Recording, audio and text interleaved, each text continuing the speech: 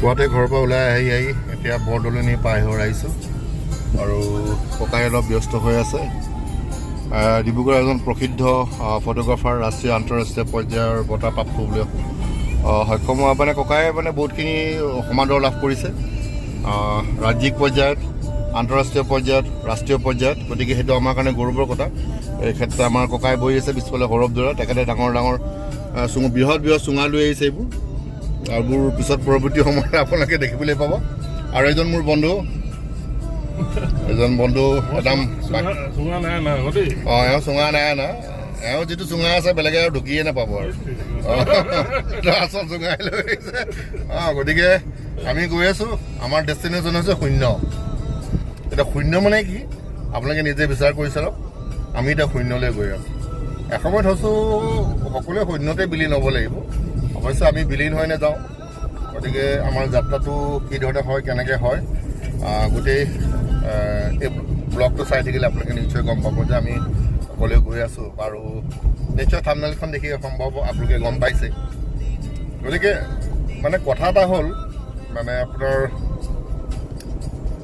জীৱনত একো নাপাবলগীয়া, আৰু জীৱনটোক আপুনি কেনেকৈ উপভোগ কৰিছে সেইটোৱে কথা হ'ল।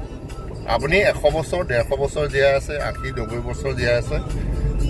মই ভাবোঁ যে সেইটো বৰ বিশেষ তাৎপৰ্যপূৰ্ণ বিষয় নহয়। মূল বিষয়টো হৈছে কি আপুনি কেনেকৈ জীয়াই আছে, আপুনি জীৱনটো কেনেকৈ উদযাপন কৰিছে। বাৰ্থডে বুলি মোৰ কোনো তেনেকুৱা শব্দ নাই। মোৰ প্ৰতিদিনেই এটা বাৰ্থডে। আমাৰ কাৰণে প্ৰতিদিনেই আমাৰ বাৰ্থডে, আমাৰ জন্মদিন। ৰাতিপুৱাই শুই উঠি আপুনি যেতিয়া নতুন প্ৰভাতৰ কিৰণে আপুনি চকুত চাপ মাৰি ধৰে, সেইটো আপুনি এটা নতুন জীৱন পালে। গতিকে জীৱনবোৰ উপভোগ কৰক, সময়বোৰ উপভোগ কৰক, সময় থাকোঁতে উপভোগ কৰক, হয়নে? গতিকে সময়ৰ লগত গৈ থাকক, সময় যেনেকৈ নি থাকে গৈ থাকক। গতিকে হতাশাত নুভুগিব। এই হতাশ বোলা বস্তুটো কেনেকৈ আহিলে, ক'ৰ পৰা আহিলে, আমি সৰুতে এইটো শুনাই নাছিলোঁ। এইটো শব্দবিলাক নতুন নতুন বহুত শব্দ শুনিছোঁ। যেনেকৈ আপোনাৰ এনজাইটি বুলি কয়, মেণ্টেল এনজাইটি, ষ্ট্ৰেছ, এই হতাশা যিটো কোৱা হয় যে ডিপ্ৰেশ্যন।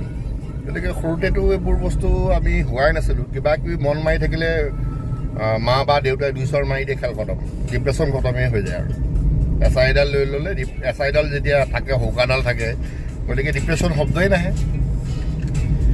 গতিকে সেইটো এটা বৰ এটা ডাঙৰ এটা বিষয় হৈ পৰিছে বৰ্তমান পৰিস্থিতিত, বৰ্তমান যুগত, বৰ্তমান সময়ত। গতিকে আমি এতিয়া ৰাজপথৰ মাজে মাজে গৈ আছোঁ। গতিকে এইটো ৰাজপথ কি বুলি কৈছে, এইটো national highway 52 national highway 52।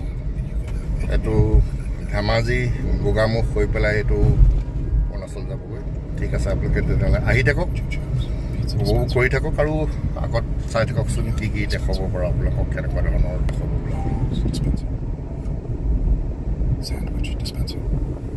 Get your faves at 99 rupees with free delivery on Swiggy. Hello दोस्तों, कैसे हैं आप लोग? स्वागत है हमारे इस ब्लॉग में।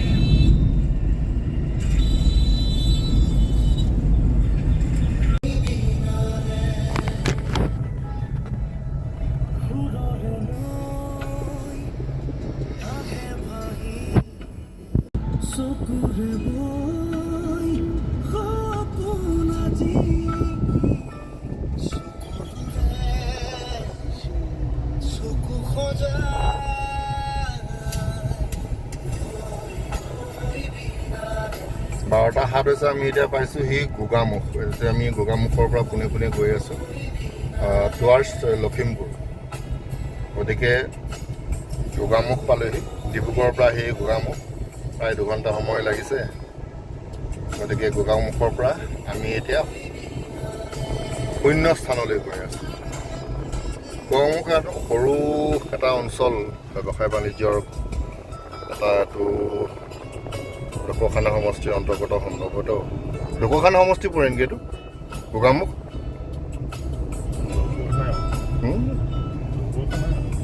গোগামুখ। গতিকে আগত এখন সোৱণশিৰি কলেজ আছে সোঁহাতে। গতিকে সৰু সুৰা এখন টাউনশ্বিপৰ টাইপ, গতিকে এখন আগতকৈ অলপ যথেষ্টখিনি উন্নত হ'ল। গতিকে এইটো এটা পকেট। গতিকে গোগামুখৰ পৰা আপুনি গিলামৰা ঢকুৱাখানা যাব পাৰে, মাছখোৱালৈও যাব পাৰে।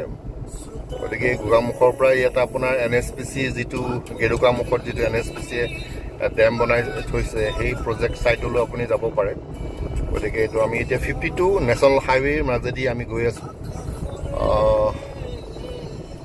খুব এটা সুন্দৰ ফৰকাল বতৰ, গতিকে আহিয়ে ভাল লাগিছে। কালিলৈকে কিন্তু যথেষ্ট বৰষুণ দি আছিলে, গোমা পৰিৱেশ আছিলে। এতিয়া হৈছে তাপমাত্ৰা হৈছে 35 ডিগ্ৰী চেলচিয়াছ। গতিকে চাওঁচোন গৈ থাকোঁ আৰু আগত বা কেনেকুৱা কি ধৰণৰ বতৰে কি ধৰণৰ খেল কৰে, প্ৰকৃতিৰ লীলা। বাকী আৰু আমিতো একো ক'ব নোৱাৰোঁ। গৈ থাকোঁ, চাই থাকোঁ এই ভিডিঅ'টি শেষলৈকে। এয়া নীল আকাশৰ তলত দেখিছে এখন সোৱণশিৰি নদী, আৰু সোৱণশিৰি নদী দলঙৰ ওপৰেৰে আমি আগবাঢ়িছোঁ আমাৰ গন্তব্যস্থানলৈ, শূন্যলৈ, মাথো শূন্যলৈ। এইখন সোৱণশিৰি।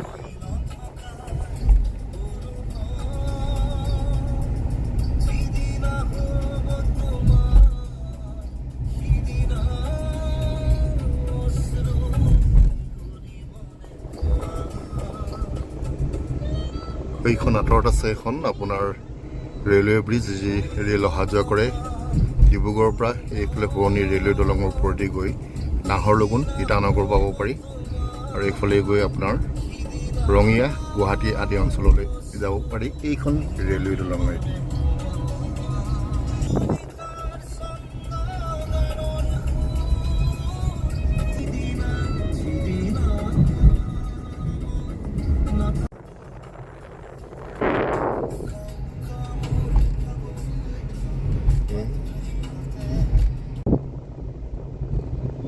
নদী পালোঁ।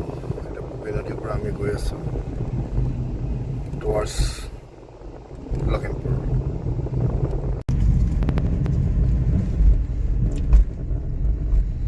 বানৰদেৱা 39 kilometre, Gohpur 85 kilometre, Biswanath Chariali 149, Mission Chariali 214, Baihata Chariali 349 kilometre. আমি এতিয়া আমি লখিমপুৰ টাউনত নোসোমালোঁ। লখিমপুৰত আমি বাইপাছেদি গুচি গৈছোঁ আমাৰ শূন্যলৈ। চাই থাকোঁ শূন্যৰ আমি কি পাওঁ বাৰু। চব শূন্য। ড্ৰাইভাৰ সলনি হ'ল, ষ্ট্ৰিঙত বহিলোঁ। দেখা যাওক সেইফালে ককাই বহি আছে, সেইফালে ভাইজনক অকণমান ৰেষ্ট দিছোঁ। বাকী এতিয়া মই ড্ৰাইভিঙত বিচমিল্লাহ কৰিবলৈ গৈ আছোঁ আৰু।